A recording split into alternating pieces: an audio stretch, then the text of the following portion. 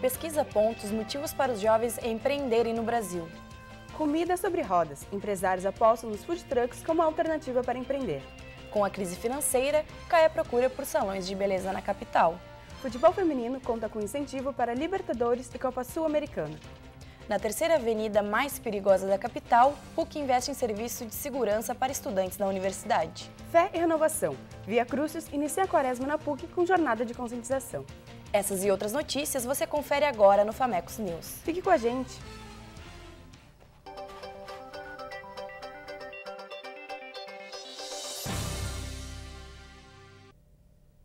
Em 2015, o Brasil chegou a ser o país com o maior número de empreendedores no mundo, segundo pesquisa divulgada pelo Sebrae. No último ano, essa taxa caiu em função da crise econômica do país e colocou o Brasil na 20ª colocação do ranking de empreendedorismo. Mas como jovens empresários conseguem manter um negócio em meio a uma crise financeira do país? Você confere agora na reportagem de João Vitor Teixeira. Uma pesquisa divulgada pela Federação das Indústrias do Rio de Janeiro aponta como principais motivações dos jovens empresários do Brasil a realização de um sonho, a qualidade de vida e os altos ganhos financeiros. No Brasil, apenas 18% recorre a financiamento ao abrir seu negócio e cerca de 60% já tinha dinheiro para investir. É o caso de Ricardo Almeida, que tem 22 anos e está no fim do curso de gestão comercial. Aos 18 anos, abriu uma empresa no ramo de alimentos naturais e enfrentou diversas dificuldades. O início é sempre muito difícil, né? Ainda mais no Brasil, tudo muito burocrático e requer bastante dinheiro, né? Como a gente não tinha, então a gente começou na nossa casa mesmo, sem todos os alvarás necessários, com pouco dinheiro, comprava os insumos em pequenas quantidades no mercado público, produzia em pequenas quantidades e ia vendendo. Aos poucos a gente foi engrenando. Em maio de 2016, Ricardo sentiu os reflexos da crise econômica e chegou a ficar com apenas 3 funcionários.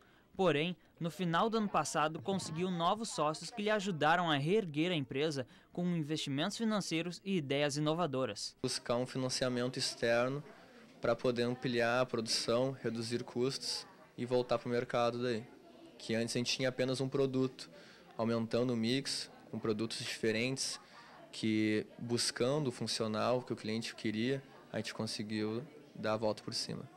Outro exemplo é Lucas Oliveira. Estudante de engenharia mecânica, aproveitou um trabalho da faculdade e investiu no ramo de tecnologia assistiva, onde são projetadas cadeiras de rodas especiais. A acessibilidade no Brasil é extremamente complicada, né? Mas não é só acessibilidade o problema, o produto também é ruim.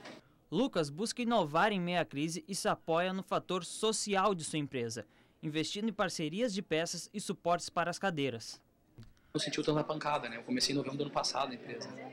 Então a gente está se abraçando bastante nos parceiros da região lá. Parceiros pequenos, pequenas lojas, lojas de alimentação alimentar, até alguns fornecedores nossos estão nos dando uma ajuda, assim, né? A gente anda trocando às vezes parceria e nesses eventos e divulgação da marca deles nos nossos eventos por peças, por coisas que a gente precisa da cadeira, né? Então a gente está fazendo a empresa rodar assim hoje. O que as duas empresas têm em comum são as dificuldades enfrentadas com a gestão financeira de suas empresas, devido à queda econômica do país. Mesmo com tantos impasses que precisam enfrentar, os empresários ainda assim acreditam no poder social de seus negócios.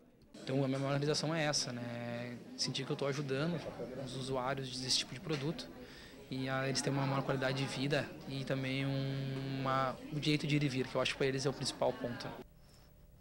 E para falar sobre empreendedorismo, Diego Furtado comenta sobre como aproveitar o momento de crise para empreender. É interessante olhar para a perspectiva da economia no ano de 2017, principalmente para o pequeno empreendedor. Apesar da instabilidade política no país, acredita-se em uma taxa de inflação de 4,5%, de acordo com o IPCA. Um número baixo quando comparado ao ano passado, quando a inflação ultrapassou os 10%. Um momento de oportunidade, pois o Banco Central anunciou a diminuição da taxa básica de juros, beneficiando quem já tem interesse em financiamento. E além disso, a balança comercial segue favorável, subindo de 48 bilhões para 49,5 bilhões de resultado positivo. Portanto, o momento é de pensar em possibilidades na expansão do empreendedorismo, tendo em vista que grandes empresas estão em um momento de manutenção do quadro de funcionários. Abrir o próprio negócio pode ser a solução para quem está desempregado ou deseja complementar a renda. A reforma trabalhista será votada nesta quarta-feira. O projeto está em discussão na Câmara dos Deputados.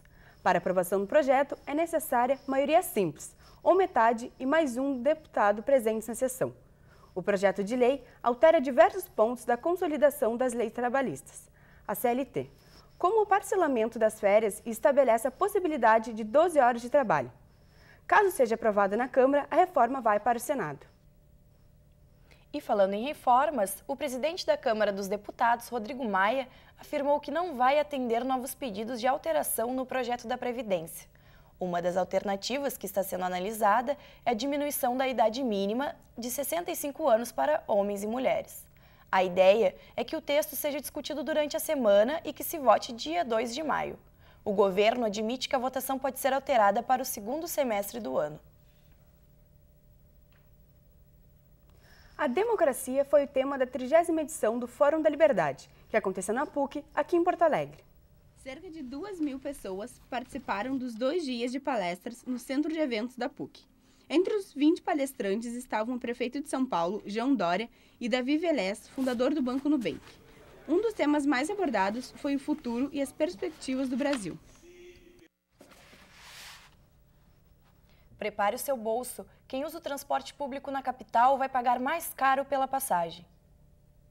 A tarifa de ônibus passa dos atuais R$ 3,75 para R$ 4,05. Já na lotação, a passagem vai custar R$ 6,00. A medida vale a partir da meia-noite de sexta-feira. Os usuários que possuem créditos ou abasteceram o cartão TRI antes de entrar em vigor a nova passagem terão 30 dias para utilizar o valor antigo. A Avenida Ipiranga é uma das mais movimentadas da capital e é a terceira nos índices de roubos a pedestres. Segundo dados da Secretaria de Segurança, mais da metade das ocorrências acontece à noite. Pensando nisso, a PUC oferece um serviço que nem todo mundo conhece. Porto Alegre figura entre as 50 cidades mais violentas do mundo desde o ano passado.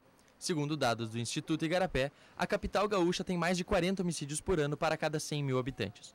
Para os estudantes da PUC, não é diferente, ainda mais para os que utilizam a passarela que atravessa a Avenida Ipiranga. Esse horário a gente sente inseguro. É bem seguro atravessar a passarela.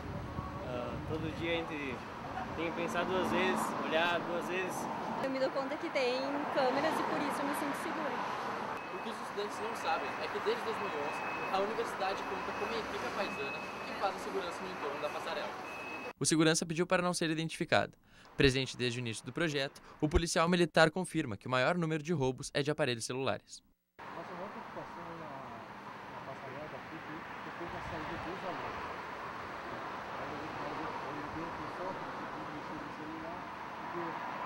Para evitar assalto. Os vigilantes se comunicam através de rádios e garantem que os bandidos já notaram a presença da equipe, mas o recado é de cautela.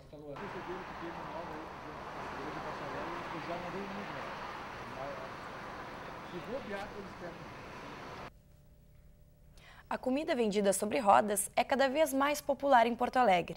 Os food trucks são sucesso nas ruas. Sabe o que é necessário para começar um negócio nesse ramo? Os food trucks viraram tendência e caíram no gosto dos gaúchos, o que deixa Felipe otimista. Ele é o responsável pelo primeiro do Rio Grande do Sul. Formado em administração, decidiu abrir o próprio negócio há 4 anos. E chegou um momento que eu queria empreender, fazer algo diferente e veio a ideia de colocar algo diferente na rua, né? Colocar uma comida itinerante, uma comida mais qualificada, né? Uma opção a mais para as pessoas, além de cachorro-quente, alguns salgados que possui hoje nas calçadas, né? Somente o caminhão não é suficiente para abrir o negócio. São diversas normas estabelecidas para que o truck possa estar nas ruas. Nenhum food truck tem alvará, licença. Nós todos temos uma licença provisória, ou seja, a partir do nosso cadastramento junto à SMIC, a SMIC encaminha para a saúde, vigilância sanitária do município. A vigilância sanitária do município marca uma vistoria e aí, aprovando essa vistoria, ela nos dá um parecer favorável. E com esse parecer favorável é o que a gente pode trabalhar. Há 1 ano foi sancionada a lei que regula o funcionamento dos food trucks em Porto Alegre. Hoje, são 35 regulamentados. O sucesso vem crescendo e conquistando o público nas ruas da cidade. Gosto de comer nos food trucks porque a comida vem até mim, então é um conforto aqui, tenho diversas opções e então é mais por isso. Veja daqui a pouco, a crise também atingiu o mercado da beleza em 2017. E mais, as notícias do esporte e a previsão completa do tempo para todo o estado. Nós voltamos já.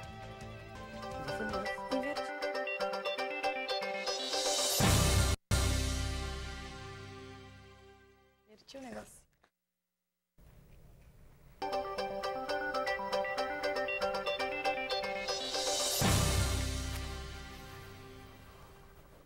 O mercado da beleza também sentiu os impactos da crise em 2017. Muitos salões tiveram que se reinventar para manter as portas abertas. A instabilidade financeira cresceu até atingir o universo dos salões de beleza, setor que dificilmente era afetado, e os impactos foram sentidos pela empresária Simone. Para driblar a crise, foi preciso pensar em estratégias para atrair novas clientes e manter as antigas. Nesse primeiro semestre, a gente já começou desde o início das aulas e uma semana anterior já com panfletagens, a gente foi para Face, nas redes sociais, também colocamos em revistas e a gente espera uma melhora de 80%. Né?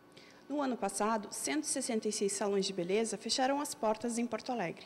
Mas qual seria o segredo para se manter inatingível, mesmo diante da crise?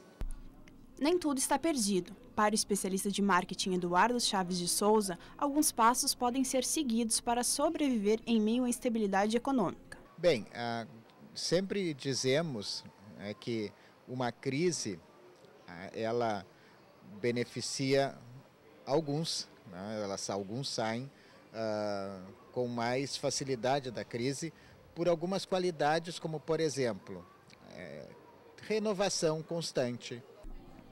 O ponto de partida é a menor frequência de clientes. Para economizar, Alexandra diminuiu suas visitas ao salão. Agora, o que ela puder fazer em casa rende mais dinheiro no final do mês. As minhas vindas diminuíram bastante com relação à crise, né?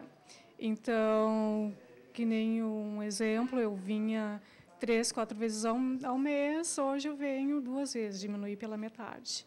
Né? Em função disso, que com relação à crise econômica, que um pouco afetou, assustou, recuou um pouco mais com relação aos gastos, né? O risco de tu colocar o teu dinheiro em pequenas coisas que hoje aí tu recua. Apesar das adversidades, Simone está confiante e acredita no crescimento do seu salão. Agora, em março, a gente está reagindo bem legal, assim, então a gente está com entusiasmo, querendo que as coisas melhorem. O futebol feminino foi um dos principais destaques nas Olimpíadas de 2016 no Rio de Janeiro. E as mudanças de algumas regras nos campeonatos internacionais prometem maior investimento no esporte. O futebol feminino conta agora com um grande incentivo. A partir de 2018, para que os times masculinos possam disputar a Libertadores e a Copa Sul-Americana, será necessário que montem times femininos. Mas mulheres jogando futebol não é novidade. É o caso de Mariana, que há 16 anos montou um time através de uma rede social e diz que a procura pelo grupo é tanta que não há vagas para todos que querem jogar. Foi através do Orkut, depois do Facebook, que todo mundo que queira jogar futebol acabou descobrindo o nosso grupo e muita gente pede para entrar até hoje, mas não tem mais vaga, a gente joga 4 vezes por semana. Fernanda já participou de peneiras para jogar em times profissionais. Hoje ela dá aula de futsal para crianças e lembra de quando ela era aluna e não existia time feminino na escola. Eles era até engraçado, porque eu ia nos campeonatos e aí as outras equipes, os outros guris dos outros jogos não queriam jogar porque não queriam marcar uma menina. De acordo com dados da Conmebol, mais de 30 milhões de mulheres de todas as idades jogam futebol. Em relação aos anos 2000, o esporte cresceu em 32%. Para Fernanda, tornar-se obrigatório ter times femininos para participar das demais competições fará com que mais meninas sonhem em ser jogadoras. O futebol feminino já vem crescendo há muito tempo e agora com essa função dos times brasileiros terem que ter os times femininos, eu acho que vai crescer muito mais do que já vinha. Agora, futebol masculino. O Brasil se tornou o primeiro país a se classificar para a Copa do Mundo de 2018 na Rússia. Pois é, Luana. A vitória por 3-0 sobre o Paraguai representa uma mudança na equipe que tem o gaúcho Tite no comando há 9 meses. Assunto para Max de Los Santos. Quem vê a seleção brasileira hoje não vê o mesmo time do ano passado. Né? No dia 28 de março de 2016, o Brasil de Dunga empatava com o Paraguai por 2-2 pelas eliminatórias da Copa do Mundo e deixava a zona de classificação com 10 pontos em 6 jogos. 2 vitórias, 3 empates e 1 derrota. Depois da eliminação precoce na Copa América em junho do ano passado, Tite assumiu o comando do time. E nesta terça-feira, 28 de março de 2017, o Brasil derrotou o mesmo Paraguai por 3-0 na Arena Corinthians e garantiu passagem para a Rússia no ano que vem. A entrada de Tite mudou os rumos da seleção. Em 8 rodadas, foram 8 vitórias em sequência, 100% de aproveitamento. E a classificação para a Copa do Mundo veio com 4 partidas de antecedência. Os jogos finais já estão marcados. O Brasil recebe o Equador no dia 31 de agosto, visita a Colômbia no dia 5 de setembro, encara a Bolívia fora de casa no dia 5 de outubro e fecha as eliminatórias em casa contra o Chile no dia 10 de outubro. Os locais e os horários dos jogos ainda não estão definidos.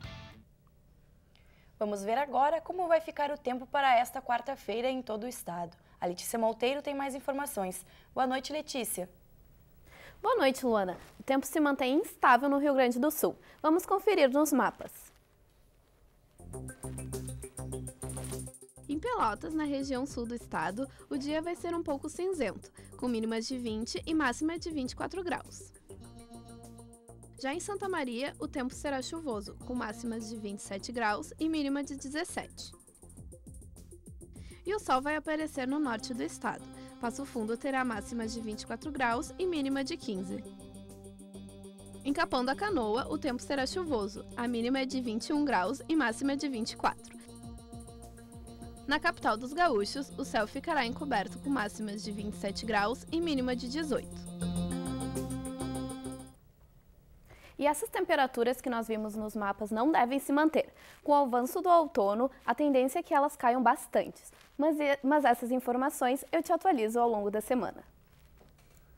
Um dos eventos mais importantes da Quaresma foi celebrado na PUC nesta quarta-feira.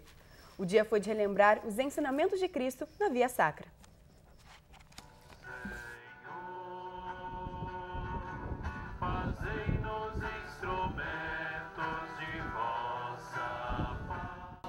Fé e devoção. A Quaresma é o período que antecede a Páscoa, marcado por diversas manifestações religiosas, uma época muito importante para os cristãos. Mais de 50 pessoas se reuniram aqui no campus da PUC para reviver os últimos passos de Cristo antes da crucificação, um momento de reflexão e de pedir por dias melhores. O caminho era marcado por 14 cruzes de madeira. Cada uma simbolizava a passagem de Jesus da ceia até o Calvário. O grupo realizava preces em cada uma das paradas. Bendizemos, porque pela vossa Santa Cruz fez o mundo. Edson Dalpozo, agente do Centro de Pastoral e Solidariedade da PUC, faz uma relação entre a angústia de Cristo e os dias em que vivemos. Na peregrinação de Jesus, na caminhada que ele teve com a cruz, realmente mostra e nos ajuda a pensar nossa realidade, também de sofrimento e dor que nós hoje vivemos no mundo, e que nós realmente sonhamos com um mundo mais de paz, mais de alegria e mais de ressurreição. Alexandre é um dos músicos que fez parte da caminhada. Para ele, a Via Crucis tem um significado especial. Muito significativo, que além de marcar a vida daqueles que estão aí participando, ele também pode suscitar novas pessoas. O final da jornada foi marcado por um abraço coletivo, e o desejo de todos é o mesmo: levar o sentimento que mais falta nos dias de hoje, o amor ao próximo. E uma última informação, o site do ex-Beatle Paul McCartney anunciou que o artista britânico vai voltar ao Brasil em outubro deste ano. Por enquanto, 4 shows estão confirmados. O primeiro deles, dia 13 de outubro, aqui em Porto Alegre. A reserva de ingressos começa no dia 5 de maio. Muito obrigada pela sua companhia. Fique agora com um trechinho da música Hey Jude, que fez muito sucesso nas paradas da década de 70. Boa noite. Hey Jude, don't make it bad. Take a sad song and make it better. Remember to let her into your heart. Then you can start to make it better. Hey.